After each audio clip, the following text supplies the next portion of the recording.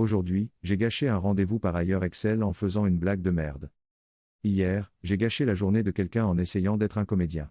Tout a commencé avec un ami qui m'a mis en contact avec la cousine d'un autre de ses amis pour plaisanter. Nous avons parlé pendant 2 semaines et nous avons décidé de sortir ensemble. Nous avons parlé pendant 2 semaines et nous avons décidé de sortir ensemble. Je l'appellerai Tiana pour les besoins de cet article. Voici quelques informations amusantes sur Tiana. 1. Son fiancé de 8 ans est mort il y a 1 an et demi dans un accident de voiture et 2. Elle aime l'humour noir, elle a fait des blagues sur la mort de son père et sur la mort en général. Avec cela, vous avez presque toutes les informations dont je disposais avant ce rendez-vous. Nous nous sommes donc retrouvés pour dîner dans ce restaurant et, honnêtement, c'était super. Nos sens de l'humour s'accordaient et elle est très séduisante. J'ai vraiment passé un bon moment. Plus tard, je l'ai invitée à regarder un film, parce que pourquoi pas. Je ne m'attendais pas vraiment à m'envoyer en l'air, mais un homme peut espérer, n'est-ce pas? Elle a accepté et 1 heure plus tard, nous étions à mon appartement, essayant de décider quel genre de film nous allions regarder. Moi, pourquoi pas un film d'horreur? Non. La dernière fois que j'ai regardé un film d'horreur avec mon fiancé, nous avons dormi avec les lumières allumées pendant 1 semaine. Je jure que je pouvais voir l'esprit de mon père me serrer les poings pour avoir vendu sa collection de pièces de monnaie de merde à chaque fois que la lumière s'éteignait. Mon fiancé n'a jamais cessé de me taquiner à ce sujet. Moi, peut-être qu'il te surveille en ce moment, qu'il te reproche d'essayer de sortir avec quelqu'un d'autre ou quelque chose comme ça. C'est ça les amis, c'est ça le coup foireux. Une demi-tentative de blague merdique qui a complètement plombé l'ambiance. Le visage de Tiana s'est vidé de ses couleurs et elle s'est tue. Elle s'est excusée, a dit qu'elle ne se sentait pas bien et est partie. Elle m'a envoyé un nouveau message plus tard, m'expliquant qu'elle luttait contre la culpabilité du survivant après l'accident et qu'elle avait toujours eu l'impression qu'il était trop tôt pour passer à autre chose. Qu'elle passait un bon moment mais que l'image que je lui avais mise en tête l'avait fait paniquer et qu'elle avait toujours l'impression de tricher.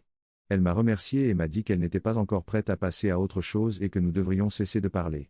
C'est ainsi que j'ai gâché le premier rendez-vous que j'ai eu dans l'ère post-Covid. Trop long. Je n'ai pas lu.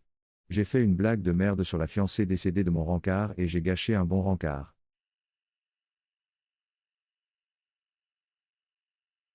Aujourd'hui, j'ai fait une erreur en mettant accidentellement en bouteille du vin non fermenté que j'ai dû boire pendant des années à chaque fois que nous rendions visite à mes beaux-parents. Après avoir vécu à l'étranger pendant quelques années, ma femme, qui était alors ma petite amie, et moi avons décidé de nous installer au Canada. N'ayant jamais vécu ici auparavant, nous avions besoin de nous installer et avons décidé d'accepter l'offre de ses parents de rester avec eux pendant que nous trouvions nos marques. Ma petite amie a immédiatement trouvé un emploi, mais je n'avais pas encore mon visa de travail et je me suis retrouvé dans une situation délicate, rester dans la maison des beaux-parents sans travail, sans amis et sans rien à faire, du moins à court terme, jusqu'à ce que nous ayons mis notre nouvelle vie sur les rails. J'ai donc désespérément cherché à m'occuper et à me rendre utile.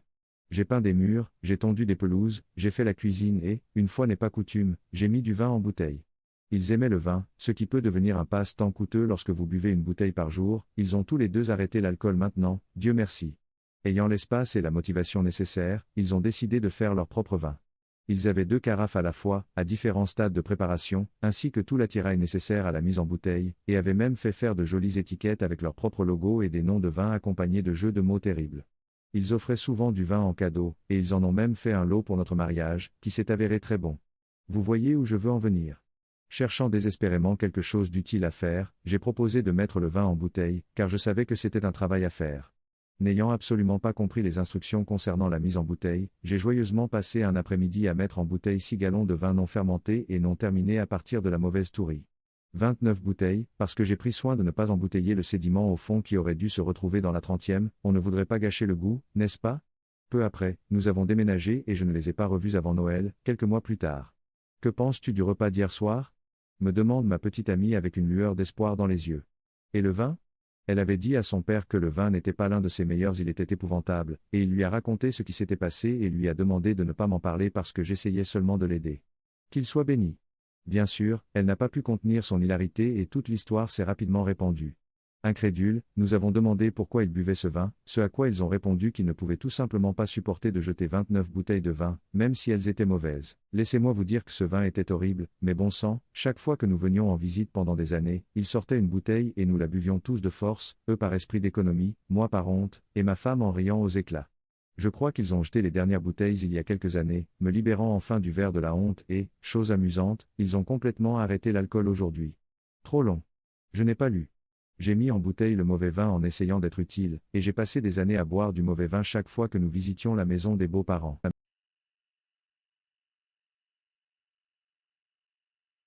Aujourd'hui, j'ai fait une erreur en me rasant les testicules. Cela faisait un moment que je n'avais pas rasé mes 2 billes, la quarantaine a été dure pour moi.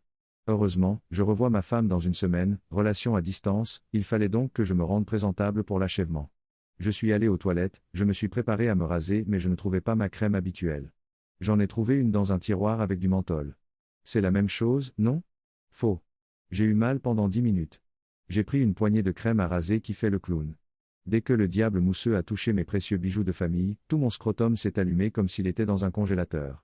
Ce n'est pas une brûlure chaude, mais froide, et je tremble dans toute la maison en priant 6 dieux différents pour que l'effet passe rapidement. Les gars, optez pour la version normale. Je sais que je ne suis pas le seul à en avoir fait l'expérience. Trop long. Je n'ai pas lu. Je me suis rasé les testicules avec de la crème à raser au menthol et maintenant j'ai l'impression d'avoir plongé mes couilles dans l'océan Antarctique.